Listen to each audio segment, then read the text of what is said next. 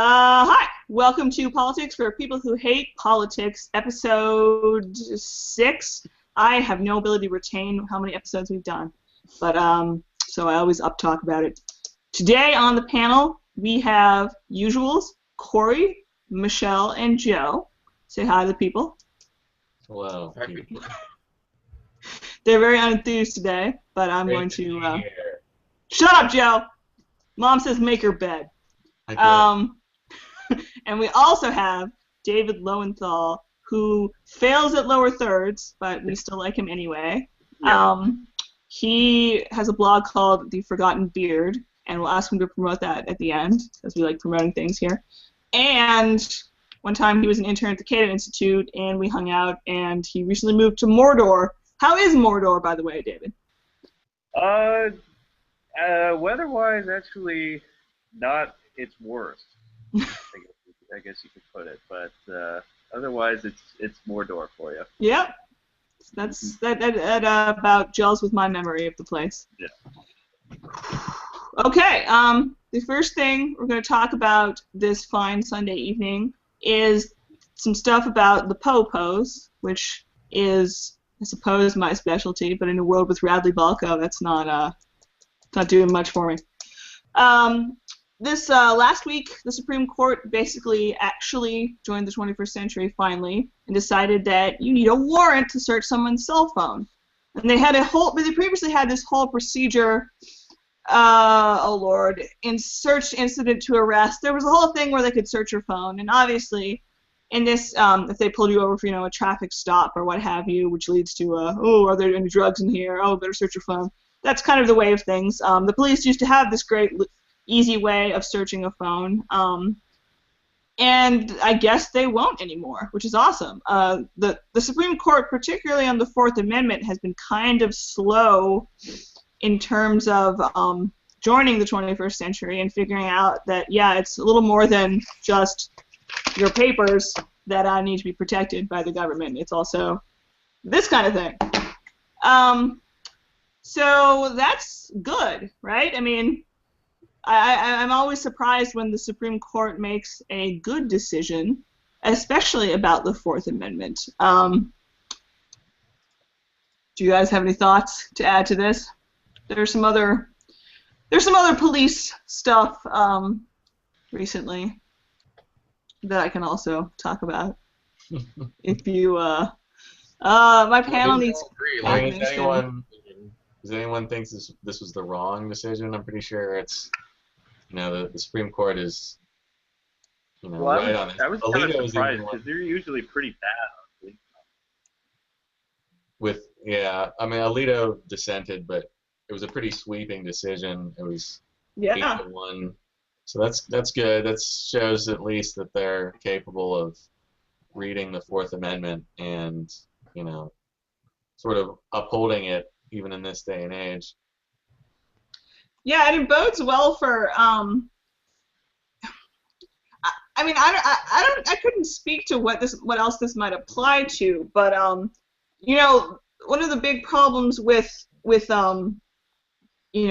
technology and protecting all your shit in this day and age is the third-party doctrine, which comes from I think it's like 1979. They first with phone records, just like landline-y old-school phone records, and basically the third-party doctrine says it ain't your papers if you shared the information willingly with a third party, be that a phone company or what have you.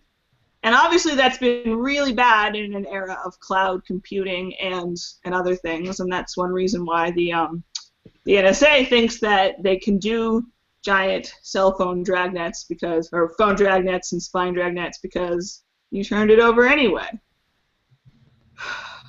But so I don't know. I guess this bodes well. Right.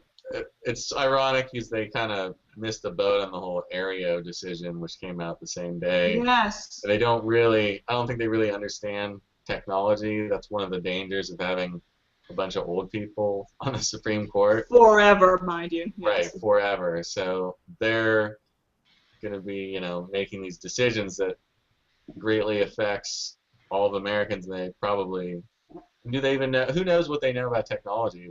What they know about cloud computing and all this? It seems kind of dangerous to leave it all in their hands, but it looks like at least on privacy, they're kind of erring against the Dragnet and the whole. Yeah, I mean, they have a lot. There's a lot of bad precedent though that they have to. With the cell phone search, if the police have your phone, I think the third-party doctrine doesn't apply because they're going through your stuff.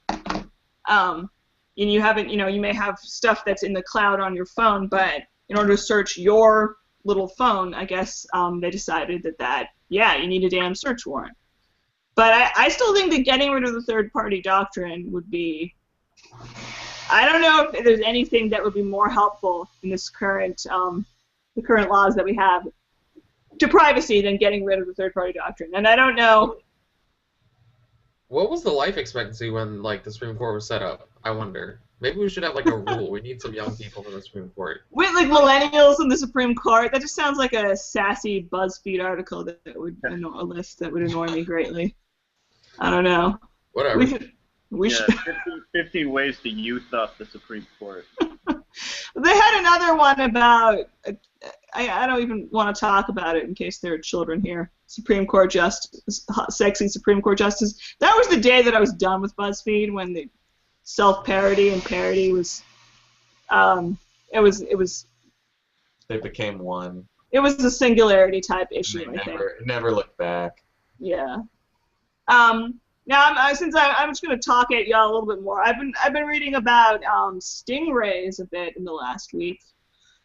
Speaking of more cop and spying stuff, and those are those things that your local police might have, and those capture sort of, I don't know how many phones in an area.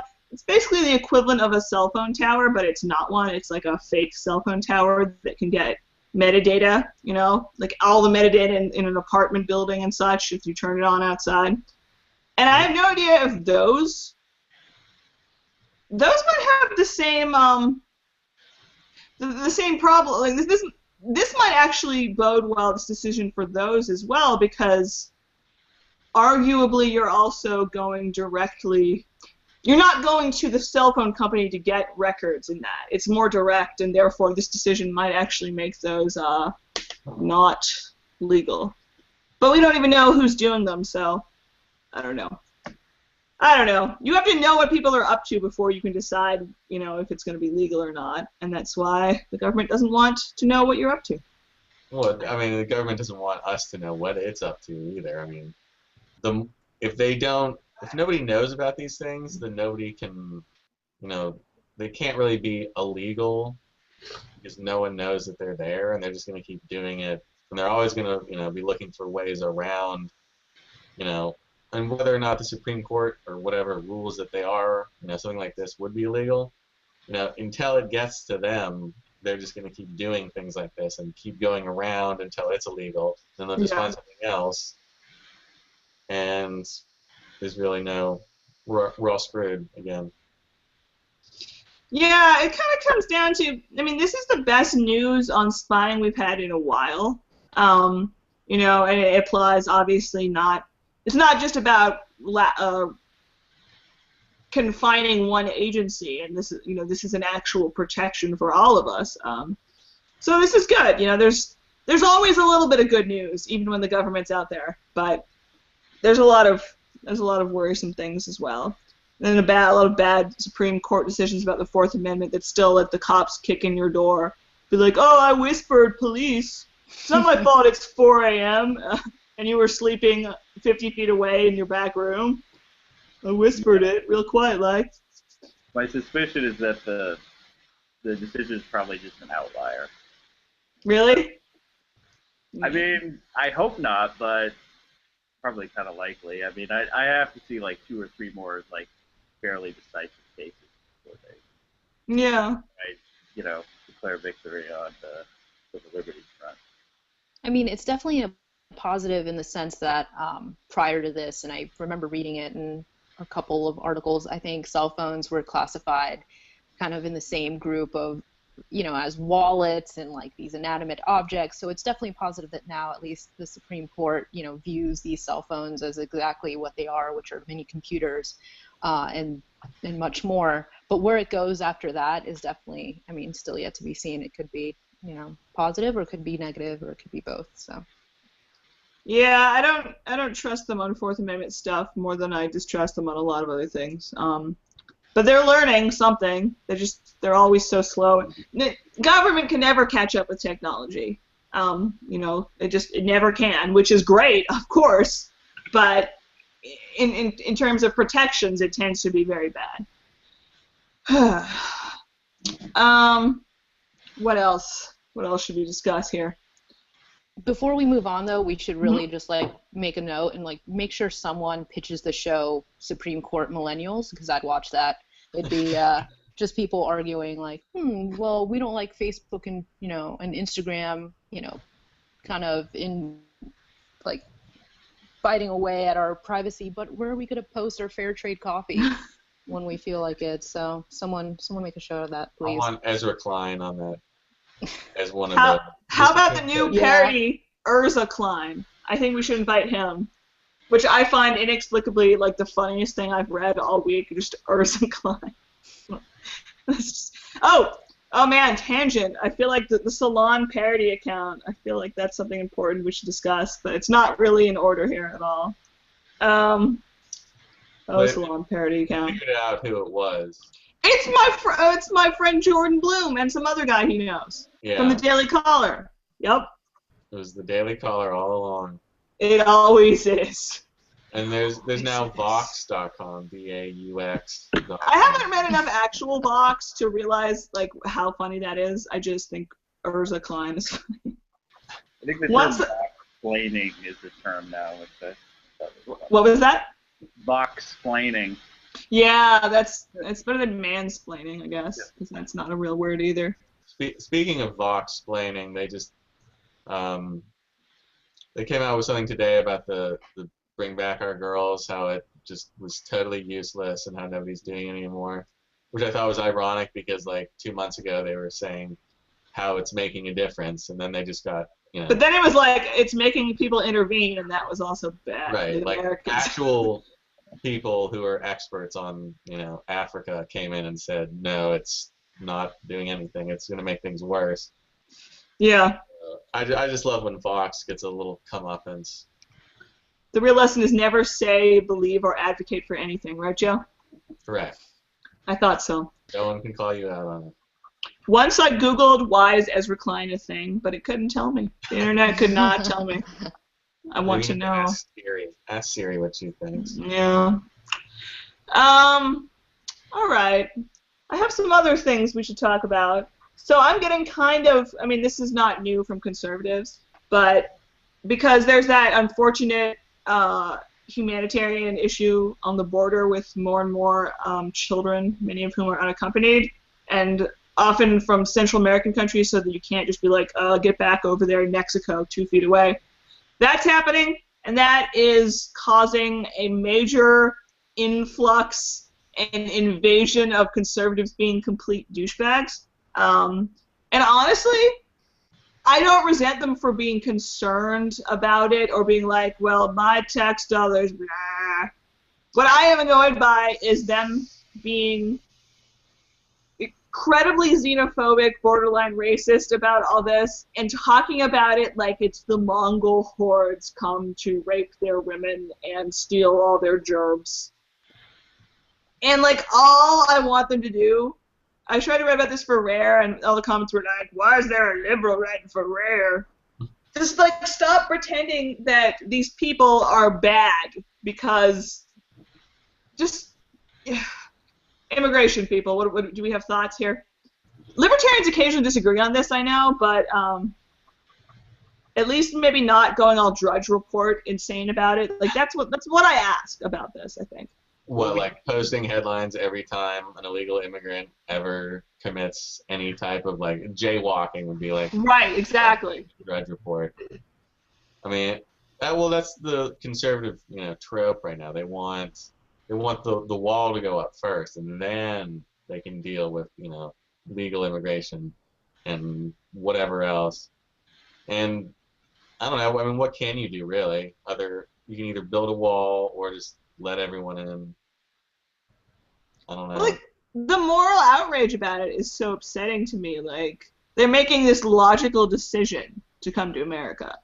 You know, and many of them don't even know that in the average type of immigration, maybe not the recent unfortunateness with these kids, it's this obvious choice to come over and violate the precious sovereignty of the United States to try to make money, more money than they can make, you know, in Mexico. It's so obvious, and it's markets, and it's people doing stuff for their families, all these conservative values, and yet invasion hordes. The American people are pretty terrible on immigration. Well, I mean, this is one issue where I'm glad, like, Congress doesn't listen to the American people. I was just thinking that, David. That's a good point. I'm really pessimistic about the general population. I don't think they're all going to murder each other, you know, if there are no laws tomorrow. But I'm a kind of pessimistic about their attitudes towards foreigners. Oh, that just seems like, yeah, it seems like a constant. Like, it's like Steve King would be like a good thing compared to like your average because it's like you listen to like I don't know every once in a while when you flip on C-SPAN and some caller was like port them all, you know, and it's like are you serious? Like, are you serious? Well, what do you guys think about sort of the at this point, I don't know how the split is with libertarians, but you know, there's reason type people have always been, or at least since, you know, the Nick Gillespie days. I don't know what Virginia Prestrel or before was like, but totally pro-immigration. They've done some great stuff where they talked about how there is no line for a lot of the people coming in from, you know, Mexico, from the poor countries. It's not like they were too impatient to wait, you know, like they were never going to get here, ever. But, you know, the Rockwell Mises school of people tend to be a lot more of the tinfoil bunker types on this. Like America is one giant gated community or something, and like you've got to defend. Well, that's the argument they all have. If you know, you point out it's just a voluntary transaction, like somebody moving to another location, then they're like, no, well, we collectively own the United States. Right, they compare it to breaking into your house. Sorry, go on. Exactly. What the fuck does that even mean? We collectively, all of a sudden, like, we collectively own the United States? I thought this was, like, actually, like, free market voluntary principles here, and it's suddenly, it's just, like you said before, it's just a huge contradiction. And not only that, with mainstream conservatives, the whole idea of putting up a wall or something, I mean, you know how much money that would cost? All of a sudden, they just don't give a shit about the budget. They just want to keep them out. Mm-hmm. And even like that good people like Amash have to pay tribute to this idea that first we secure the border and then we talk about the rest of it. And the border is pretty damn secure already. And, I mean, conservatives tend to ignore the fact that American citizens are already getting hassled by immigration laws. Internal immigration checkpoints are legal 100 miles within either border, north and south. And that's where you get all the YouTube fodder, you know, where some steely-eyed bunker dwellers just says, am I being detained? Am I being detained? Am I being detained for like 8 minutes? And then, you know, the Border Patrol lets them go. Like, American citizens are getting hassled by uniformed federal officers, and conservatives want more of that. Again, ridiculous. I mean, I guess it all goes back to just they don't want brown people in the country. I mean, there's no real other reason. It's not. I mean, it's good for the economy. Mm-hmm. It brings in, you know, new jobs. Corporations and companies like it because they can, you know, hire people for less than minimum wage or whatever because it's illegal anyway. And that's the reason, you know, labor unions are against it. And there's plenty of Democrats who don't want it either. But I mean, what exactly do conservatives have to complain about other than they fear that they'll all vote Democrat or whatever? They think they're all going to be on welfare and that they're all going to kill everybody. Like, they think that there's this crime wave coming from illegal immigrants. And there's this faulty statistic about, like, I don't know how many, like, Americans are killed by illegal immigrants every 5 minutes or something, but there's, it's bad. It's World Net Daily Drudge Report style lunacy is what it is. Well, another thing I like to, like, fearmonger about is, like, oh, they're going to come in and, like, destroy our culture. Right, like, right, the Pat Buchanan argument. Culture. Yeah. It's just absurd. I mean, at the end of the day, there are a lot of people in the world who are really deeply boring, I think. And I don't know if, like, these people, like, does Pat Buchanan never go to Mexican restaurants? Like, I actually wonder this. I mean, they're really, really, like, they really want only what they're used to be around them, food and language and culture. I remember years and years ago, the paper my dad used to write for, the conservative paper in town, had this angry letter from someone who went to Best Buy and accidentally bought, like, a movie that was dubbed in Spanish. And instead of, noticing that before she purchased it, it was all just like, this is America. We don't have movies dubbed in Spanish. And she was so angry. There's so many other countries in the world, too, where, like, there's not just one language being, like, spoken. Mm-hmm. I mean, all across Europe, there's multiple languages in, like, every country. Like, I don't understand, like, this effort to preserve, like, our I guess it's a white culture, I guess, is the dominant culture. What they want. But, white culture doesn't exist. It's just a mishmash and amalgamation of all the other cultures that, went into the melting pot back in the 1800s, 1900s. I mean, if you just... Other countries have some problems with immigration, like France does, but other countries in Europe, in spite of the fact that we're supposedly, like, the most racist country, if liberals are talking about it, like, there's some... Other countries have been really... that they haven't treated their immigration populations that well. And ideally, if we want to be that awesome America thing, we should welcome them all in without screaming, when an 80-year-old from Mexico dares to speak Spanish on a street corner one time. Like, there's such a reasonable way to go about this, and conservatives are just really making me want to barf whenever they talk about this lately. Yeah, and they always have to go for, like, the most punitive thing, like the most douchey thing that you could possibly do, which is total deportation. Not like, I think, like, Brian Kaplan came up with the idea of, like, an immigration tax or tariff, which isn't totally libertarian, but it would be better than, absolute deportation. Yeah. Yeah, I mean, there's still this whole swath of libertarians who don't want, like, they're afraid of open borders. And the welfare state argument is sort of a...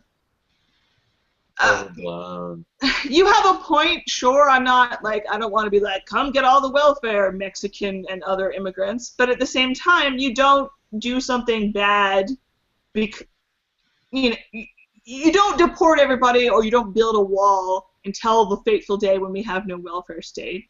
You don't do bad things because of another bad thing that exists. That's not the small or no government argument to make in my book, in spite of what Matt Drudge or Hoppe has to say about it.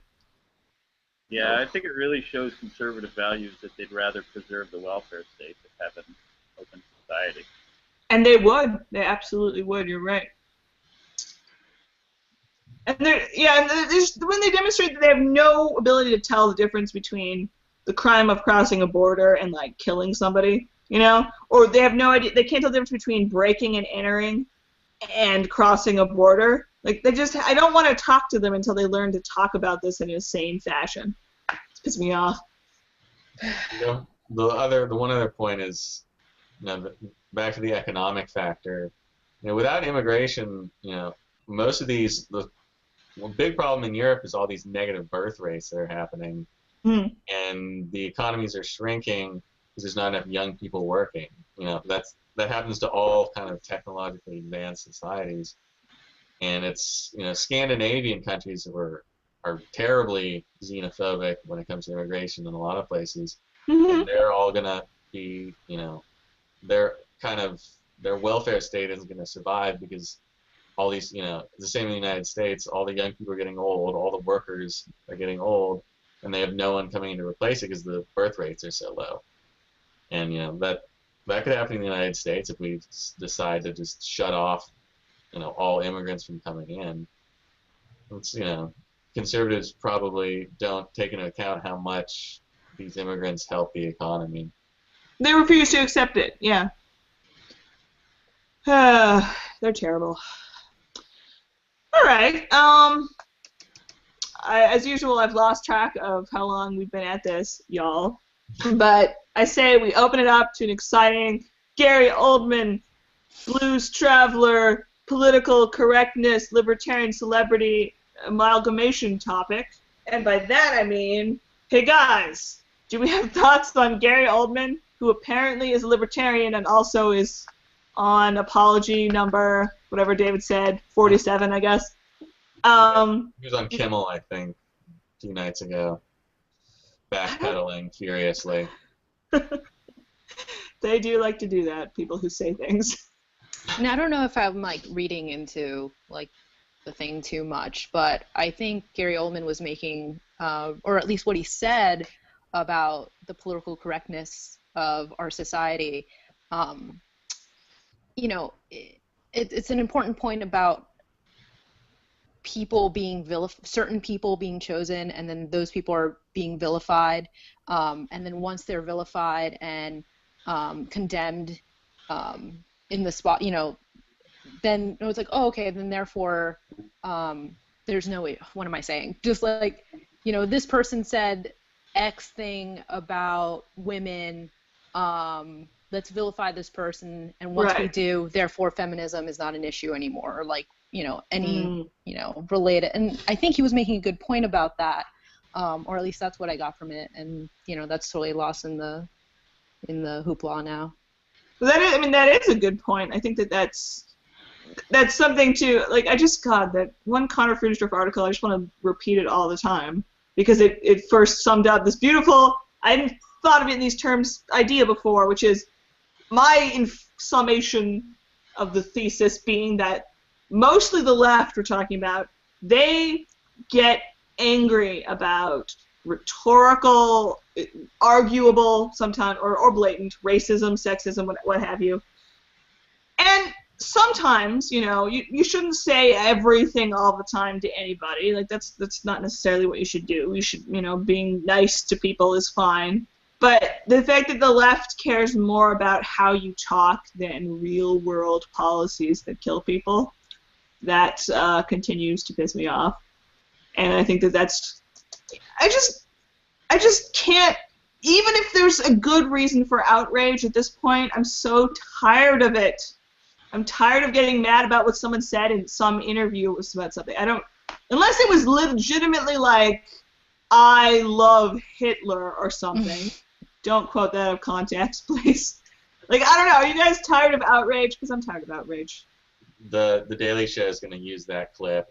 Slander your name, Lucy. You better not mess up. It'll be like what happens to poor Andy Levy all the time. He tries to be humorous, and they're like, "No, you're on Fox News. I'm sorry, you can't be joking. That's not allowed." Well, Gary Oldman calls himself a libertarian, but didn't he say weed should be not legalized in the same article? It seems kind of like he's Did that happen? He's a libertarian the same way Bill Maher is. But he said Bill Maher is a libertarian. And I appreciate when everyone says Bill Maher is not a libertarian, because Lord knows he isn't. Right, but that doesn't necessarily mean Gary Oldman is either. I feel like it's just something people like to say, especially celebrities, when they don't want to be associated with liberals anymore, and conservatives basically untouchable if you work in Hollywood. So I feel like it's just a, he it's did a say word, it was it's a the safe closest word he came for people to use.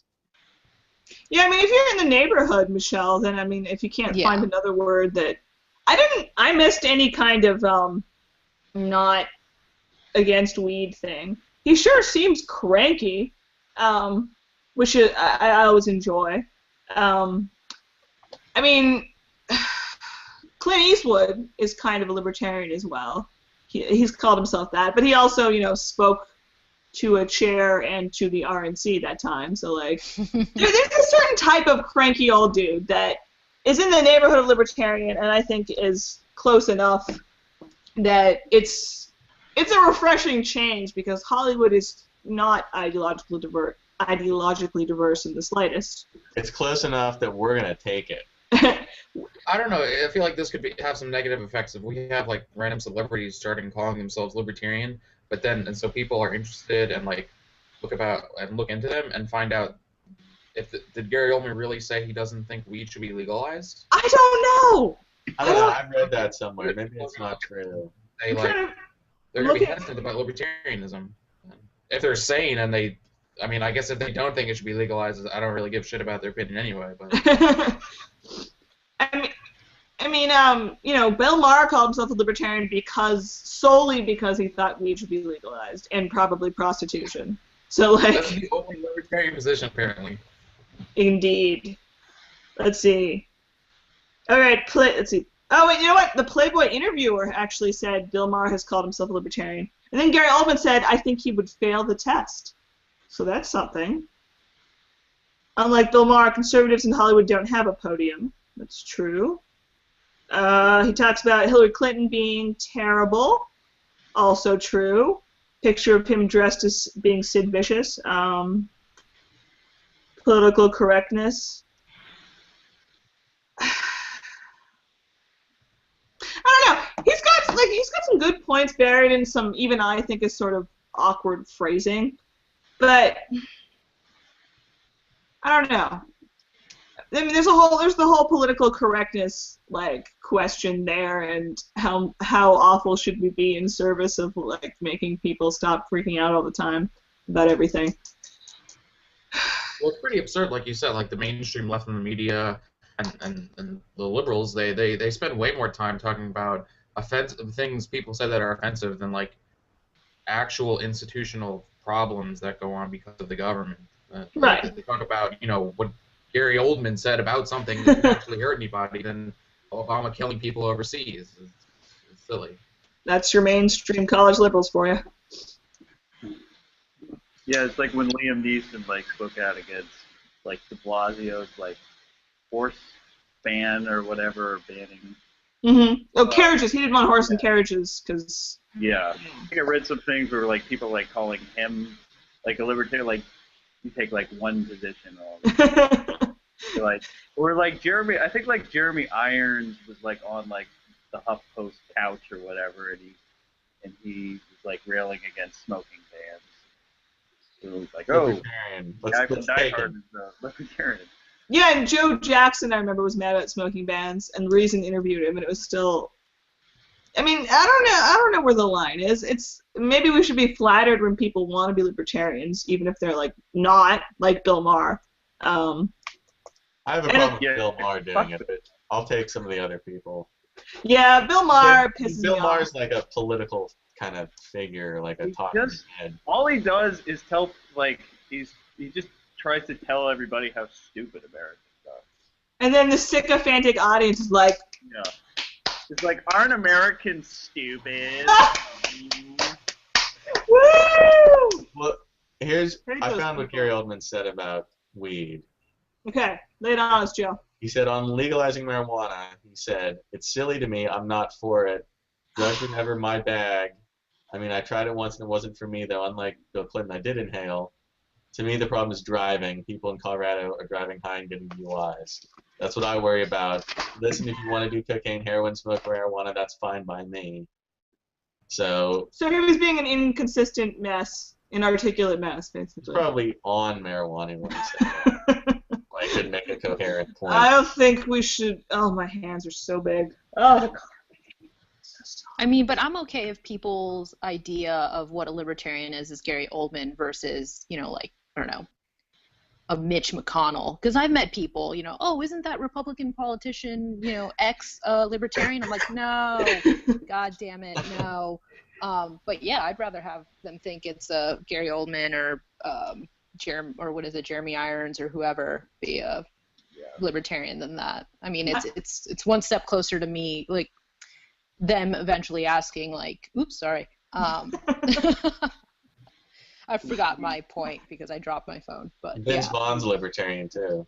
Yeah. Right, he hangs out with Ron Paul at the Ron Paul compound or whatever it's called. Mm-hmm. Yeah. Didn't Kelly Clarkson say she was libertarian once? She said she was over for Ron Paul, and people Yeah. were like, "Whoa!" And Yeah, the Twitter people freaked got out. mad. I'd be awesome. I love Kelly Clarkson. I'd be happy if she was libertarian. Really? Okay. Yes, Rob Lowe too. Rob Lowe. He used to be a liberal. I assume he must be a liberal douche because of The West Wing. Recently, And the people I know who watch it. No offense, all of my friends in Pittsburgh. Every single one of he's them. a recent convertee to the libertarian scene, I believe. Mm. I feel like there's a hottest libertarian celebrities list coming up. I'm working on it actually. Yeah. They're all just Joe. Right, Joe? I'm not a celebrity. Not yet, you're not. Yeah, we need more hottest lists. Rob Lowe's my really. number one. Yeah. Yeah. Keep them coming.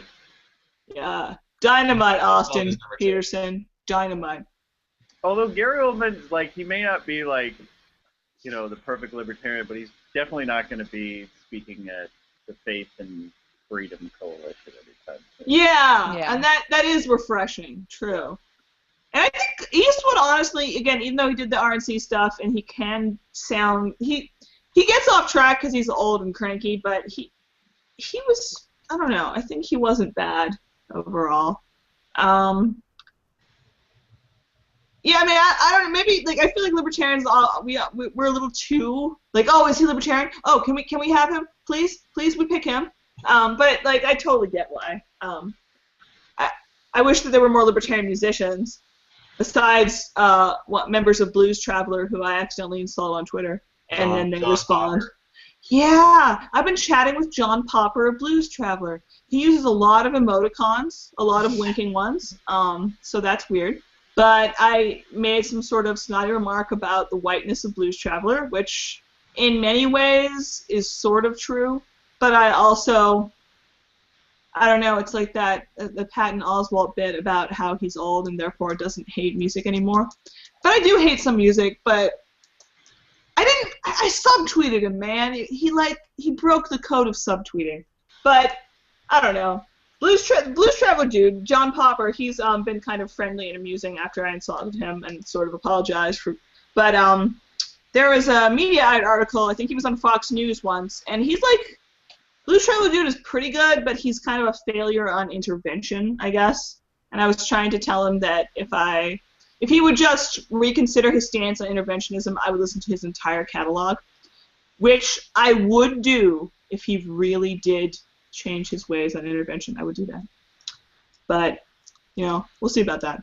I We'll see how also that pans out. think you're way off on Blues Traveler this year. Quality band, and The Hook is a great meta piece of music, and you should read the Onion AV Club article about it, because it reveals just how brilliant it is. Really? Yes. I mean, I don't know. I probably shouldn't say any more in case I can actually entice him to do a podcast with me for Liberty.me, because I think that would be beautiful. And then I'll change the subject every time. All right, you do it then, Joe. We'll make it happen. Maybe we'll both do it. I know things about Blues Traveler, like the name of John Popper. I know his name now. All right, well, we lost one of our 2 viewers because we talked too much about Blues Traveler. Oh, well. All right, libertarian celebrities and all that. I guess we should wrap this up. We kind of had a laid-back kind of... I mean, David, like, I texted him like 5 minutes before we started, and he was on board. So, you know, we had a good laid-back panel today. Oh, you know what? What are you guys enjoying that's not politics this week? And I will start with... I enjoyed a lot of things that Corey likes for some reason. I read Batman Year One, and that was awesome. And I watched the very original Godzilla, the Japanese cut of it, and that was awesome. And on to be less cool in my choices, I started watching Nashville because it fills the hole in my heart that Instant Star left behind, which is a show that is more embarrassing than Degrassi because it's not campy enough to be an acceptable choice of viewing, but it's kind of entrancing. So I've been enjoying those things. Corey, what about you? I've been enjoying nothing. I've had the flu all week, and I've just been kind of like dead. Well, that's sad. You should find something to make you feel better, like Batman.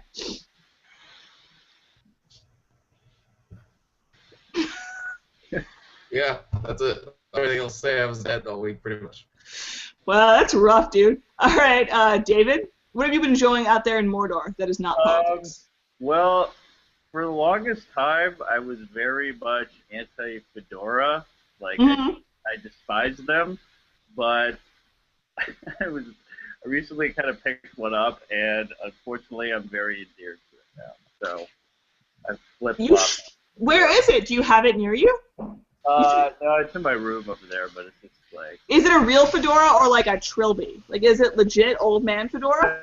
No, I got it at, like, Target. So I don't know. I think you dropped the ball. You gotta get a proper one, an old-timey one. Yeah. Well, you know what? Hats are good. I think they get even the trilby gets a bad rap. Yeah. That's the best. All right, that's good. Joe, what about you? World Cup fever. I got it. Slightly less. What's the word?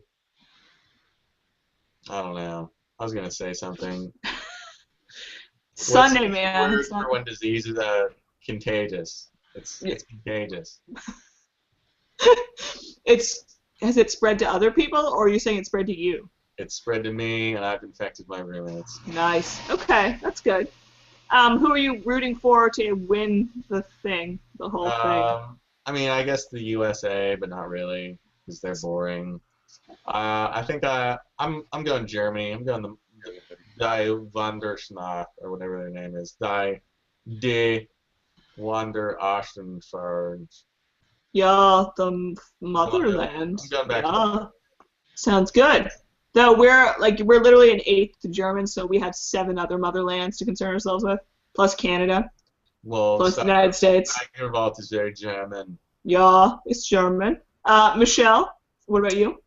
World Cup as well. The NBA and NHL drafts were this week. That was fun. And then Wawa kicked off its Welcome America festivities in Philly. It's going to be a week long leading up to the 4th of July concert. They always have cool stuff happening here. I think Philly is one of the best places to spend 4th of July. It's just awesome. Yeah. I've spent 4th of July in different cities over the past few years, and it's always been my favorite to spend it here in Philly. What is a socially acceptable libertarian way to spend the 4th of July? I mean, that's a big topic, but what do you like to do for it? The few times I've been here in Philly, I've gone to the concert and just hung out with friends and haven't really thought much about politics or any of that crap. It's just a excuse to go out and have a good barbecue or whatever, hang out with friends. That sounds good. Yeah, that's a lot. I think the Libertarian High Council will allow it. Man, that pump is loud and constant. Trying to ignore it. All right, I guess we're going to wrap this damn thing up. If y'all want to promote yourselves, I will skip Joe and Michelle because they're awfully shy unless they say otherwise. Corey, I know you're sick, so I shouldn't yell at you. Where can the people read your works? C4SS.org and DLmagazine.org, I guess. Are you working on anything new and exciting, or just usual stuff? Same thing.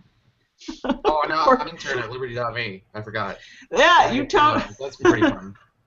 Everyone check out Liberty.me. It's a really... Oh, you're probably on it, actually, watching this podcast. You're probably on it right now as you watch this. There's a really good chance. Or YouTube.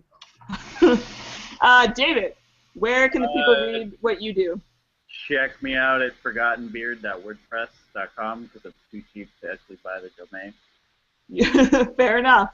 There are many legitimate websites that forget to buy donate domains. I need to put you on my blog roll, and I think I keep forgetting, and I'm a bad person. I apologize for that.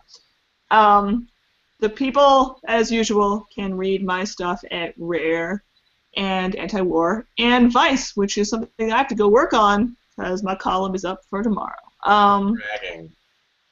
Pardon? I said quit bragging. Joe, listen, those of us who are not on the hottest libertarian list, we have to find other ways to get our self-esteem, okay? Like, we haven't been blessed by Austin Peterson's opinions yet, so someday.